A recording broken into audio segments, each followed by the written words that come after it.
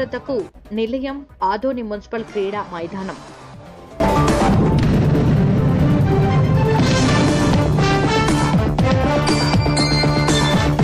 అపరిశుభ్రతకు నిలయం ఆదోని మున్సిపల్ క్రీడా మైదానం.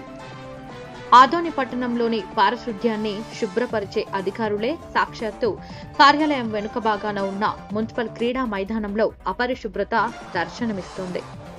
పట్టణ నడిపొట్టున ఈ క్రీడా మైదానం ఉండడంతో ఎంతో మంది ఉదయాన్నే పాదచారులు, క్రీడాకారులు ఈ మైదానంలో ఆటలు ఆడుతూ ఉంటారు. మున్సిపల్ కార్యాలయం చుట్టూ ప్రభుత్వ కార్యాలయాలు, ప్రభుత్వ హైస్కూళ్లు ఉన్నాయి. ఎంతో మంది విద్యార్థులు ఇక్కడ చదువుకుంటున్నారు. ఇలా అపరిశుభ్రత నెలకొని ఉండటంతో ఇక్కడ చదివే విద్యార్థులకు ఈ రకంగా అపరిశుభ్రత నెలకొని ఉండడంతో రోగాల బారిన పడే అవకాశం ఉంటుంది. విద్యార్థులు అనారోగ్యాల బారిన పడకుండా జాగ్రత్త చేపట్టాలని ప్రజలు మండిపడుతున్నారు. ఈ క్రీడా మైదానం ఆనుకుని ఎన్నో ప్రభుత్వ కార్యాలయాలు, ప్రభుత్వ హైస్కూళ్లు ఉన్నాయి. ఎంతో మంది విద్యార్థులు ఇక్కడ చదువుకుంటున్నారు.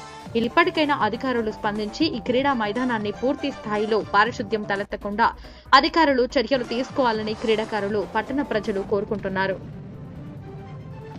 నా పేరు రంగనాయకులు. నేను ఆదోని కాన్స్టిట్యూన్సీ సంబంధించిన వ్యక్తిని.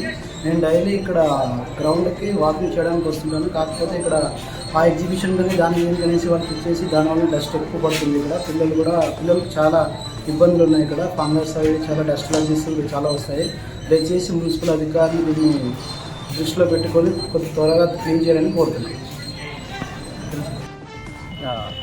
నా పేరు వెంకటేష్. నేను డైలీ ఇక్కడ మున్సిపల్ గ్రౌండ్కి వాకింగ్ వస్తూ ఉంటాను. సో ఇక్కడ ఆల్మోస్ట్ ఆల్ 2 స్కూళ్ళు ఉన్నాయి. సో దగ్గర ఒక 500 నుంచి 600 మంది విద్యార్థులు ఉంటారు. డైలీ పాదచారులు వస్తుంటారు వాకింగ్ చేయడానికి. అట్లే ఆడుకోవడానికి కూడా సిటీ సెంటర్లో ఉండే ఏకైక గ్రౌండ్ మనకి ఇది మున్సిపల్ గ్రౌండ్. చాలా వరకు అందరూ సండే వీకెండ్ కానీ ఏదైనా హాలిడేస్ ఉన్నప్పుడు ఇక్కడ క్రికెట్ ఆడడానికి ఏదో ఒక ఆట ఆడడానికి వస్తూ ఉంటారు. ఉదయం పూట మహిళలు కూడా వాకింగ్ చేయడానికి వస్తూ ఉంటారు.